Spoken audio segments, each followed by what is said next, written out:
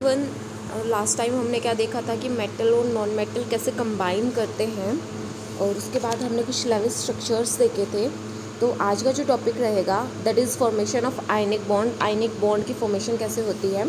तो मेटल और non metal generally metals के अंदर क्या होता है, उनके जो इलेक्ट्रॉन्स के वैलेंस शेल हैं उसके अंदर 1, 2 या फिर 3 इलेक्ट्रॉन्स होते हैं उसके वैलेंस शेल के अंदर। तो मतलब वो ईजिली लूज़ कर सकते हैं ये, और क्या बना सकते हैं, नोबल गैस कॉन्फ़िगरेशन बना सकते हैं। और दूसरी तरफ जो नॉन मेटल होते हैं वो क्या उनके जो लास्ट जो आउटर मोस्ट शेल है उसके अंदर या तो 5 होते हैं या 6 होते हैं या फिर 7 इलेक्ट्रॉन्स होते हैं। ठीक है, तो वो क्या कर लेते हैं, जनरली 3, 2, 1 गेन कर लेते हैं, और गेन करके क्या बना लेते हैं, stable nearest noble gas configuration बना लेते हैं। ठीक है, तो इसीलिए जो इलेक्ट्रॉन उन्होंने लूज़ किया है मेटल्स ने, और या फिर जो उन्होंने नॉन मेटल ने गेन किया है, तो एटम क्या करते हैं, लूज़ कर देते हैं, तो वो बनाते हैं पॉजिटिव। ठीक है, पॉजिटिव आयन बना लेते हैं। और नॉन मेटल जनरली क्या करते हैं, गेन करते हैं इलेक्ट्रॉन्स, तो क्या बनाते हैं, नेगेटिव आयन बना लेते हैं। ठीक है, और इसके पीछे रीज़न क्या है कि बॉन्ड की फॉर्मेशन होती है, और जो बॉन्ड फॉर्मेशन होती है उसी को हम क्या बोलते हैं, आयनिक बॉन्ड। ठीक है, वही क्या होता है, हमारा आयनिक बॉन्ड होता है, या फिर इसको हम इलेक्ट्रोवैलेंट बॉन्ड भी बोलते हैं। ठीक है, तो जब एक एटम लूज़ करता है इलेक्ट्रॉन्स को, तो नंबर ऑफ़ इलेक्ट्रॉन्स क्या हो जाते हैं, कम हो जाते हैं प्रोटॉन से। तो स्पीसीज़ जो हमारी बनती है उसके ऊपर कैसा चार्ज आ जाता है, पॉजिटिव चार्ज आ जाता है। ठीक है, इसलिए हम इसको पॉजिटिव आयन या फिर कैटायन बोलते हैं। जो यूनिट होती है पॉजिटिव चार्ज की या फिर कैटायन की, वो किसके इक्वल होती है, नंबर ऑफ़ इलेक्ट्रॉन्स जो भी उसने लूज़ किए हैं। मतलब जितने नंबर ऑफ़ इलेक्ट्रॉन वो लूज़ करेगा उतना ही प्लस चार्ज आ जाएगा। फॉर एग्जांपल +2 इलेक्ट्रॉन लूज़ कर लिए तो +2 चार्ज आ जाएगा, 3 कर लिए तो +3 चार्ज आ जाएगा। इसी तरीके से क्या करेंगे, इनके ऊपर जो है चार्ज आ जाएगा, यूनिट उतने नंबर का ही चार्ज आ जाएगा। इसको बोलते हैं हम इलेक्ट्रोवैलेंसी ऑफ द कैटायन। ठीक है, एग्जाम्पल के थ्रू समझते हैं इसको। फॉर एग्ज़ाम्पल सोडियम है हमारा, तो सोडियम का एटॉमिक नंबर होता है 11। ठीक है, इसकी इलेक्ट्रॉनिक कॉन्फ़िगरेशन होती है, I have example over here. जैसे सोडियम है, यहाँ पे सोडियम की एटॉमिक नंबर होता है 11 और इसकी इलेक्ट्रॉनिक कॉन्फ़िगरेशन होती है 281। तो इसके पास ओनली एक वैलेंस इलेक्ट्रॉन है। ठीक है, लास्ट में एक है, तो क्या करेगा, एक लूज़ कर देगा और क्या बना लेगा, Na पॉजिटिव बना लेगा। ठीक है, मतलब इसकी वैलेंसी कितनी है, 1 है। और ऐसे ही अगर मैं मैग्नीशियम की बात करूं, तो मैग्नीशियम के अंदर क्या होता है, पोटेशियम ले लेते हैं पहले। तो पोटेशियम के अंदर इसकी भी इलेक्ट्रॉनिक कॉन्फ़िगरेशन लास्ट में कितने शेल के अंदर एक ही इलेक्ट्रॉन है, तो ये क्या करेगा, एक लूज़ कर लेगा और 1 पॉजिटिव आयन बना लेगा। इसके बाद जो है लिथियम के पास भी 1 है। ठीक है, तो इस तरीके से क्या करते हैं हम, जितने भी नंबर ऑफ़ इलेक्ट्रॉन्स इनको लूज़ करते हैं उतना ही पॉजिटिव चार्ज आ जाएगा। मैग्नीशियम का जो है एटॉमिक नंबर होता है 12। ठीक है, इलेक्ट्रॉनिक कॉन्फ़िगरेशन इसकी हो जाएगी 282। तो इसके पास लास्ट में कितने इलेक्ट्रॉन्स है लूज़ करने के लिए, 2 इलेक्ट्रॉन्स है, तो इसलिए Mg2 पॉजिटिव बनाता है। ठीक है, Mg2 पॉजिटिव बना लेगा। एल्यूमिनियम का एटॉमिक नंबर 3 होता है, लास्ट के उसके 3 इलेक्ट्रॉन्स होते हैं, तो वो +3 चार्ज बनाता है, एल्यूमिनियम +3 होता है। ठीक है, और जो एटम गेन करते हैं इलेक्ट्रॉन्स को, और वो क्या बना लेते हैं, उनके जो इलेक्ट्रॉन है वो ज़्यादा हो जाते हैं उनके नंबर ऑफ़ प्रोटॉन से। तो स्पीसीज़ जो बनती है वो कैसी बनती है, नेगेटिवली चार्ज स्पीसीज़ बनती है।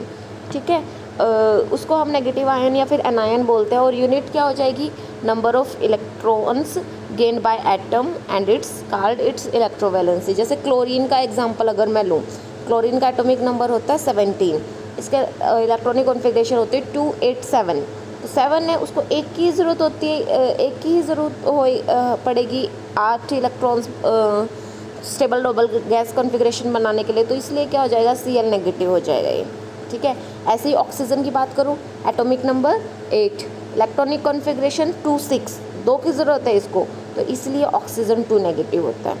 ठीक है, जो अपोजिटिवली चार्ज आयंस होते हैं वो फॉर्म्ड होते हैं, कैसे होते हैं जब कैटायन किससे बना है? मेटल से, और एनायन किससे बना? नॉन मेटल से। वो क्या हो जाते हैं? एक दूसरे के साथ कंबाइन कर जाते हैं, ठीक है। तो एक strong electrostatic force of attraction होता है इनके बीच में, और जो बॉन्ड बनेगा इसी को हम आयनिक बॉन्ड या इलेक्ट्रोवैलेंट बॉन्ड बोलेंगे, ठीक है।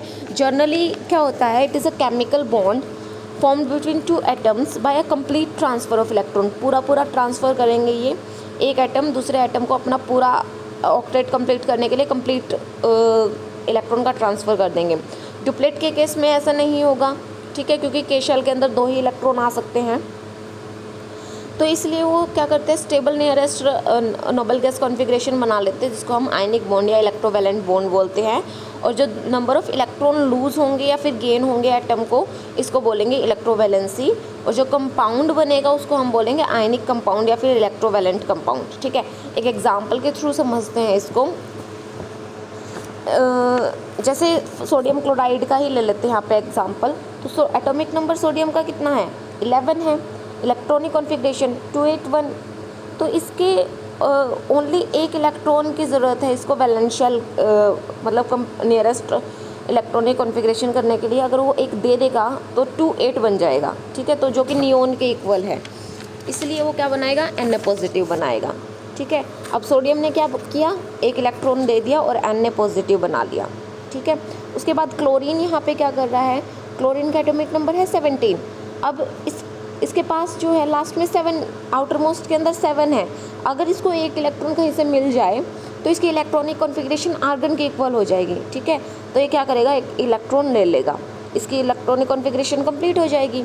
तो जब सोडियम एटम और क्लोरीन एटम क्या करेंगे? एक दूसरे के पास आएंगे तो इलेक्ट्रॉन का ट्रांसफ़र हो जाएगा, और सोडियम एटम क्लोरीन एटम के बीच में ट्रांसफ़र हो जाएगा। या फिर दूसरे तरीके से हम इसको ऐसे बोल सकते हैं कि सोडियम क्या करेगा? लूज़ कर देगा एक इलेक्ट्रॉन और Na पॉजिटिव बना लेगा, और क्लोरीन क्या करेगा? एक्सेप्ट कर लेगा, Cl नेगेटिव बना लेगा। तो दोनों की जो इलेक्ट्रॉनिक कॉन्फ़िगरेशन वो स्टेबल हो जाएगी।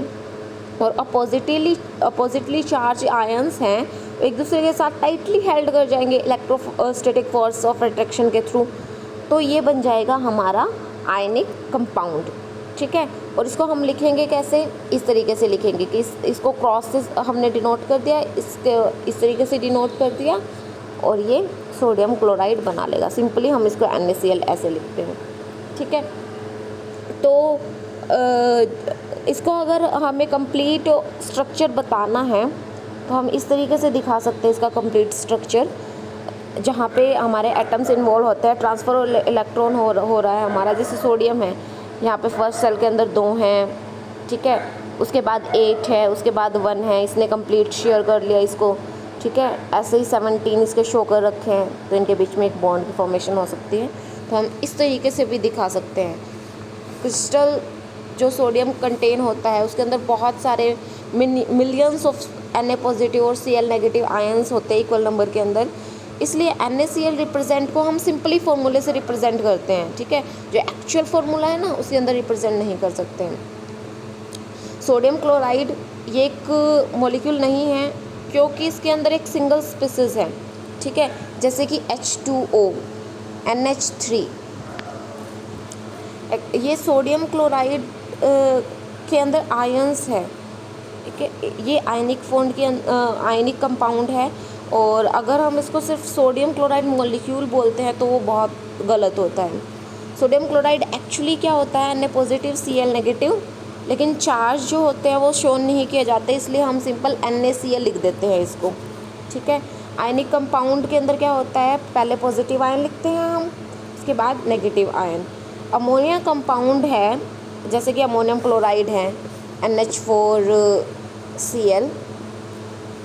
NH4Cl, अमोनियम नाइट्रेट है NH4NO3। ये कुछ एक्सेप्शंस है, ये आयनिक कंपाउंड है जिसके अंदर मैंने क्या बताया पहले कि है ना, सबसे पहले हमें क्या लिखना चाहिए? पॉजिटिव आयन लिखा जाता है आयनिक कंपाउंड के अंदर, ठीक है। तो कैटायंस जो है इसमें हमें पहले नहीं मिलता, एक अमोनियम क्लोराइड है या फिर अमोनियम नाइट्रेट है, तो ये एक्सेप्शन है आयनिक कंपाउंड की। कैटायन है NH4 पॉजिटिव, ये जनरली ऑब्टेन नहीं होता है हमें मेटल एटम से, ठीक है।